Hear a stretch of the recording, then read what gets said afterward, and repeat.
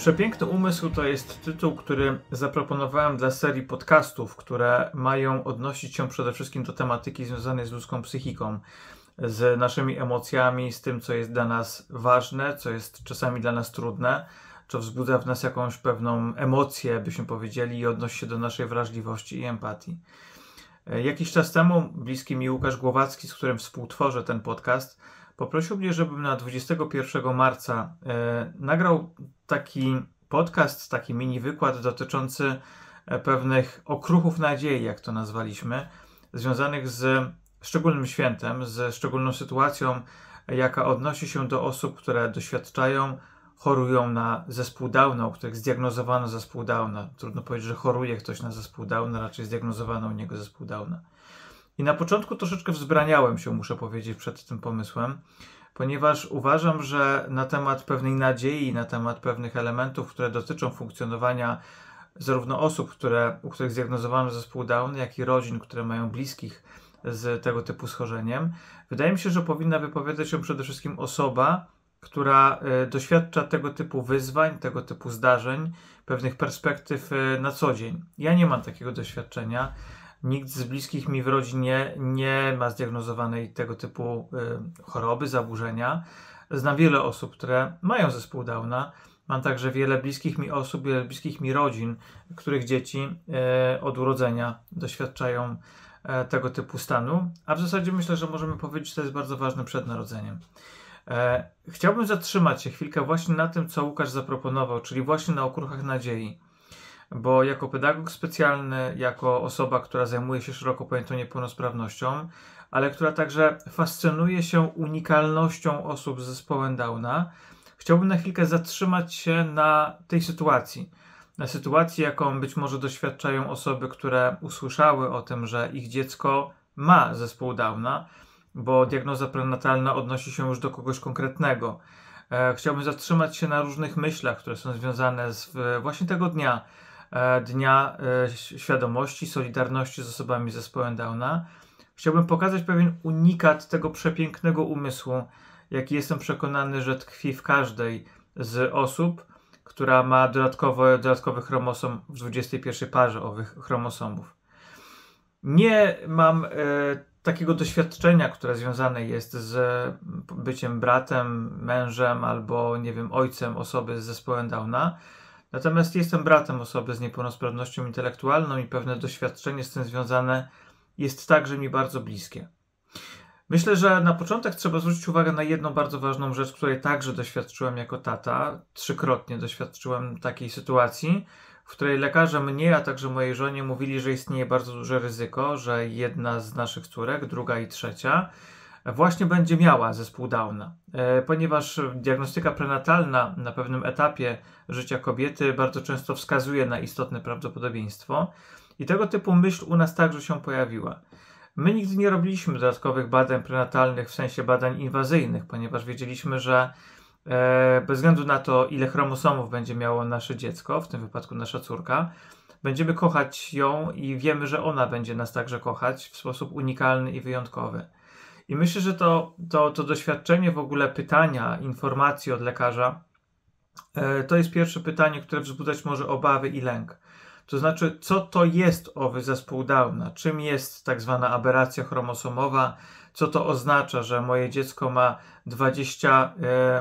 ma dodatkowy chromosom w 21 parze chromosomów?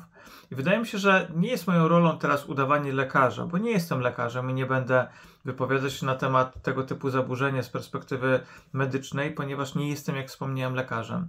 Jako pedagog specjalny, jako badacz, jako naukowiec wiem jednak, że zespół Downa przez bardzo, bardzo długi czas był zespołem bardzo tajemniczym.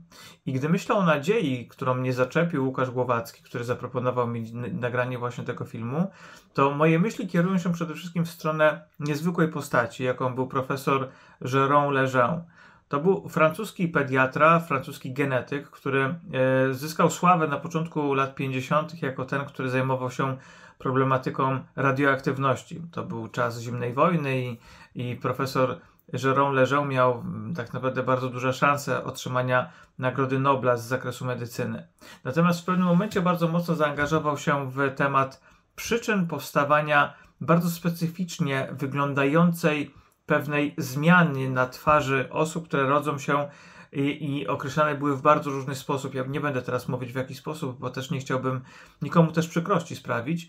Natomiast dzisiaj wiemy, że zespół Downa w latach 50. był tak naprawdę często uważany jako pewnego rodzaju nawet kara losu, czy też kara Boga dla osób, które żyją w sposób niemoralny. I takie rewelacje pojawiały się, o tym wspomina Clara Lejeune, córka profesora Jérôme Lejeuna, która mówiła o swoim tacie jako o tym, który był pediatrą, który miał bardzo wielu pacjentów właśnie z tego typu rozpoznaniem i chciał zrozumieć, jaka jest przyczyna tego, bo nie wierzył, chociaż sam był osobą głęboko wierzącą, to nie wierzył w to, że przyczyna tkwi tutaj w grzechu, że przyczyna tkwi w jakimś niemoralnym postępowaniu na przykład jednego z rodziców. I za pomocą mikroskopu, za pomocą wsparcia zespołu badawczego odkrył rzeczywiście wystąpienie dodatkowego chromosomu w 21 parze owych chromosomów, co wpływa bardzo istotnie na funkcjonowanie zdrowotne, a także na funkcjonowanie intelektualne osób, które urodzą się z zespołem Downa. Wiemy o tym, że zespół Downa bardzo często powiązany jest z różnego rodzaju zaburzeniami, które towarzyszą, z zaburzeniami rozwoju fizycznego, z zaburzeniami rozwoju somatycznego itd. I myślę, gdy wracam także do tych refleksji, które doświadczałem jako tata spodziewający się wraz z moją żoną kolejnych naszych córek, to myślę, że pojawia się tutaj pewnego rodzaju obawa, pewnego rodzaju lęk związany z tym, jak będzie funkcjonować moje dziecko, jak będzie ono żyć, czy będzie ono rozumieć wiele rzeczy, też nie będzie rozumieć pewnych rzeczy. Myślę, że tego typu natłok pytań jest bardzo duży i na szczęście dzisiaj wiem o tym, że istnieje bardzo dużo różnych stowarzyszeń, fundacji, które krok po kroku opowiadają rodzicom na temat tego, co będzie się działo z dzieckiem z zespołem Downa, jak ono będzie funkcjonować. Trzeba powiedzieć bardzo jasno i wyraźnie, że zespół Downa jest diagnozą, która wymaga bardzo silnego współdziałania rodziców owego dziecka z medykami, z lekarzami, zarówno z genetykiem, już także na etapie narodzin, na etapie diagnostyki ultrasonograficznej, z genetykiem, z ginekologiem, z położnikiem, na temat wsparcia dziecka po narodzeniu, po narodzinach.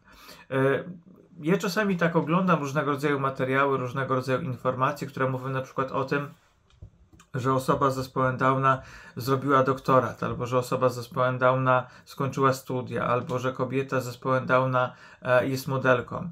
Pamiętam kapitalne wywiady w Newsweeku dwóch osób, które mają zespół, jedna osoba z nich ma zespół Downa, drugą osobą był ojciec mężczyzny z zespołem Downa. I ta pierwsza osoba to była młoda kobieta, która skończyła szkołę średnią, potem skończyła policealne studium wspierania osób niepełnosprawnych, wspierania osób z niepełnosprawnością. I ta kobieta ma zespół Downa, ona opowiadała o tym bardzo mocno. Natomiast drugim mężczyzną był profesor Gromosław Czempiński, tak zwany polski agent James Bond, który opowiadał o tym, że jego syn jest osobą, która ma zespół Downa i te dwie rozmowy bardzo mocno we mnie pozostały. Ponieważ kiedy słyszę bardzo często o tym, że zespół Downa, pomimo tego, że ktoś na przykład miał zespół Downa, to został politykiem, albo został aktorem, jak znany aktor z serialu Klan, albo, tak jak powiedziałem, skończył studia, albo nawet zrobił doktorat, to myślę sobie, że to nie do końca jest prawdziwe przedstawienie tego typu sytuacji. I wrócę za chwilkę do tych dwóch rozmów, o których mówiłem w Newsweeku, natomiast chcę zwrócić uwagę na jedną bardzo ważną rzecz. Tak, zespół Downa w istotnej części przypadków wiąże się z wystąpieniem niepełnosprawności intelektualnej. To nie jest reguła i to nie jest norma, ale tak bywa bardzo często. To zaburzenie funkcjonowania intelektualnego pojawia się w wyniku konkretnych zmian o charakterze zdrowotnym, intelektualnym, medycznym itd. My wiemy, że tak jest. Nie jest to w żaden sposób, mam wrażenie, dla nikogo stygmatyzujące. Po prostu tego typu schorzenie genetyczne wiąże się z pojawieniem się zakłócenia funkcjonowania intelektualnego. Wiemy o tym, że w zespole Downa pojawiają się także pewnego rodzaju choroby, na przykład o charakterze kardiologicznym. Mamy tego typu świadomość. Ale czasem mam wrażenie, że właśnie tego typu newsy mówiące o tym, że ktoś z zespołem Downa skończył studia, zrobił doktorat, został modelem, modelką, aktorem i tak dalej, mają na celu jakby spowodowanie, że ten zespół Downa, on nagle zniknie, że jego nie będzie, bo ta osoba pomimo zespołu Downa skończyła tego typu studia i tak dalej. To jest kapitalne, to jest kapitalna informacja, to są bardzo ważne informacje i tak dalej.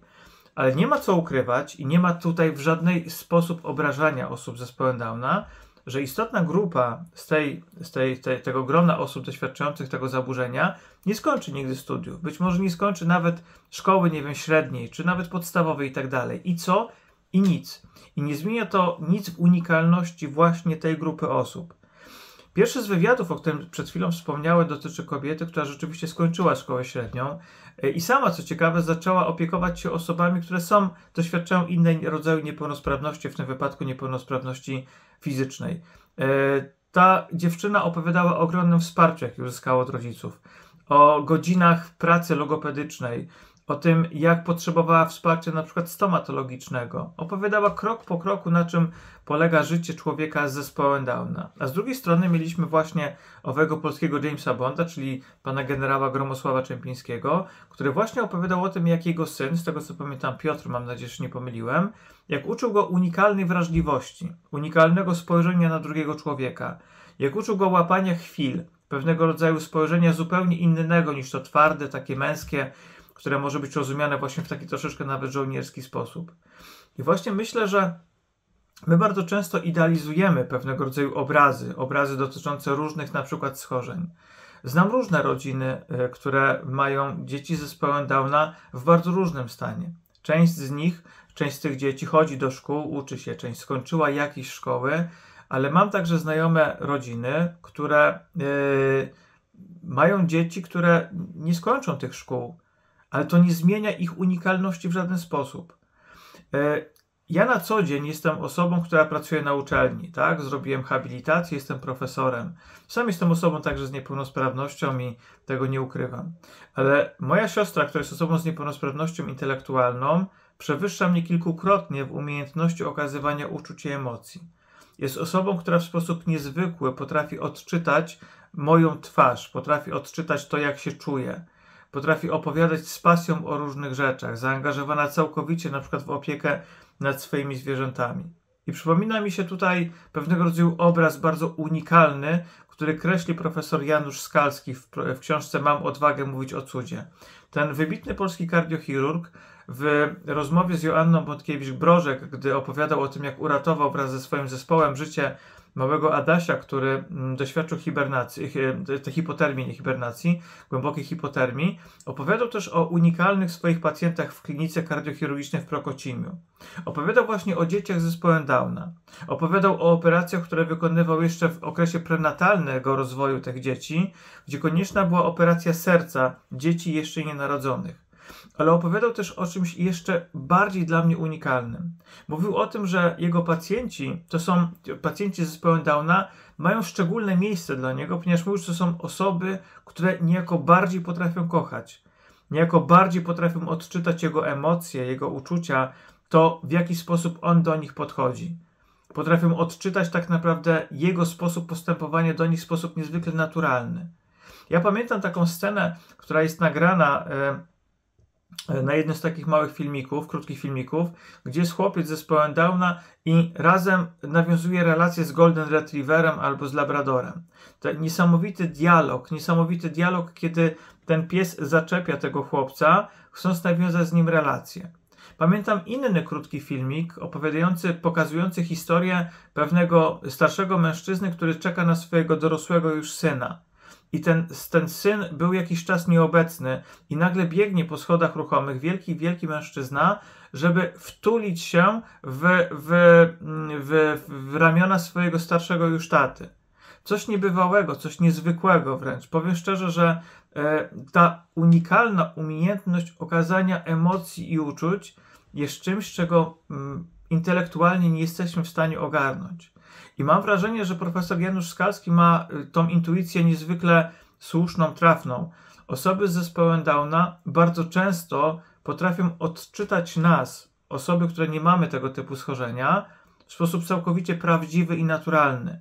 Pamiętam wiele dialogów, wiele rozmów z córką moich serdecznych przyjaciół, która ma zespół Downa, i te rozmowy były czasami dla mnie bardzo zaskakujące, ale zawsze niezwykle ważne. Niezwykle pokazywały tak naprawdę, jak ważna jest taka zwykła, codzienna relacja.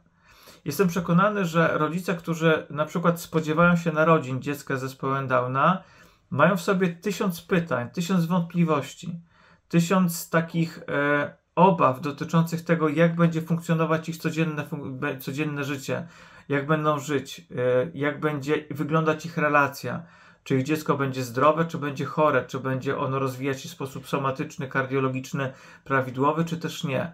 Myślę, że na większość z tych pytań nie ma jasnych odpowiedzi. Ale myślę też, że w ogóle w niepełnosprawności intelektualnej jest jakiś rodzaj tajemnicy, jest jakiś rodzaj unikatu. Bardzo często zastanawiamy się, jak zmierzyć intelekt człowieka, jak zbadać to, jak człowiek jest mądry, a jednocześnie nie umiemy zmierzyć wrażliwości człowieka. Nie umiemy pokazać tak naprawdę poziomu wrażliwości i odczytywania drugiej strony. Nie umiemy sprawić, żeby człowiek drugi był naturalny.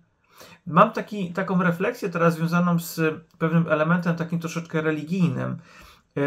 Pewnie słuchają nas osoby o bardzo różnym nastawieniu do wiary, religii, Boga czy Kościoła, ale chciałbym podać pewien przykład, który dla mnie jest bardzo, bardzo ważny.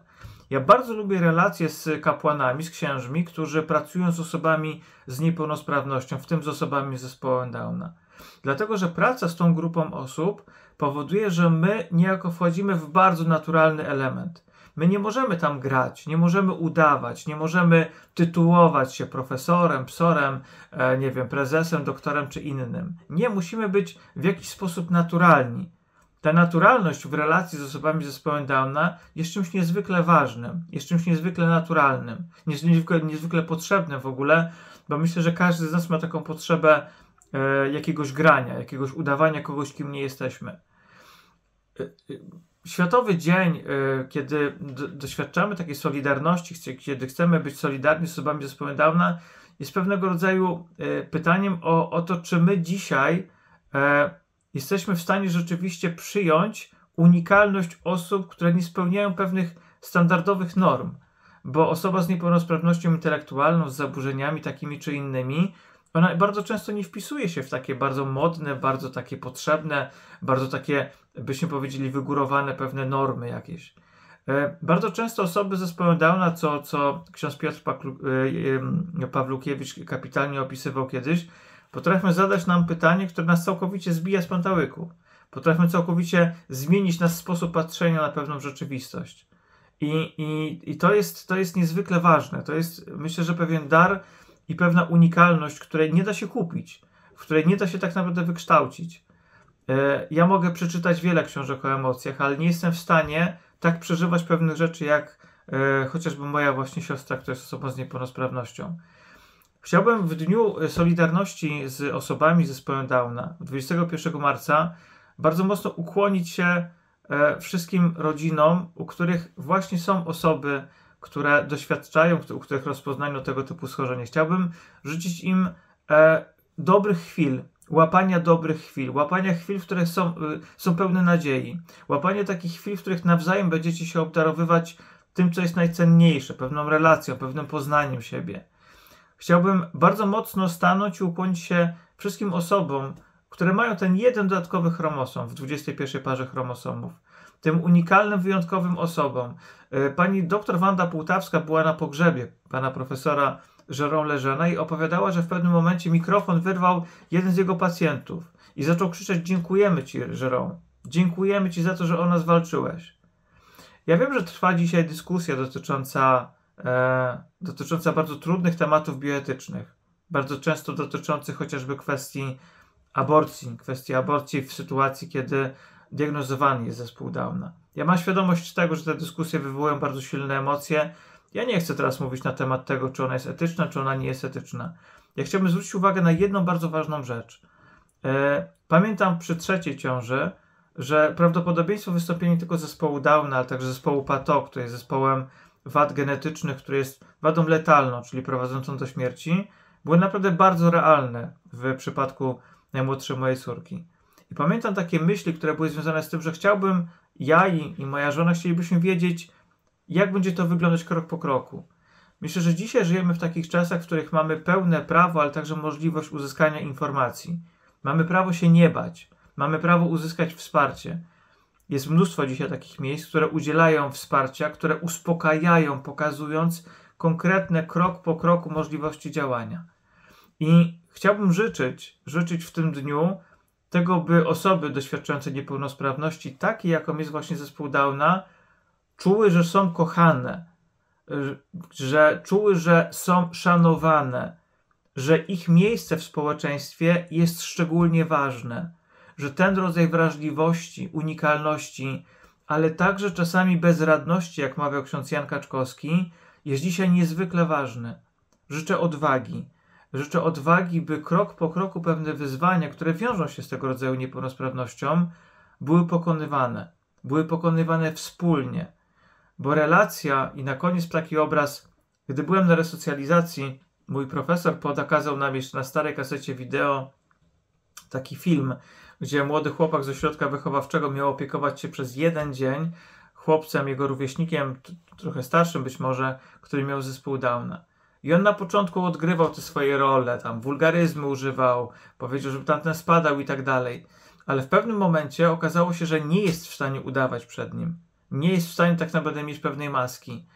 I myślę, że dzisiaj osoby z zespołem Downa są niesamowitymi profesorami, niesamowitymi nauczycielami pokazującymi, co tak naprawdę w naszym życiu jest najważniejsze. Relacja, unikalność, nasza naturalność i prawdziwość. Coś, czego się nie da w ogóle kupić. Pozdrawiam wszystkim nie tylko na początku wiosny, ale pozdrawiam wszystkich w tym szczególnym dniu, wszystkie osoby z zespołem Downa i ich bliskich, którzy na co dzień pokazują nam, że można bardziej kochać. Można jeszcze bardziej kochać drugiego człowieka. Pozdrawiam serdecznie.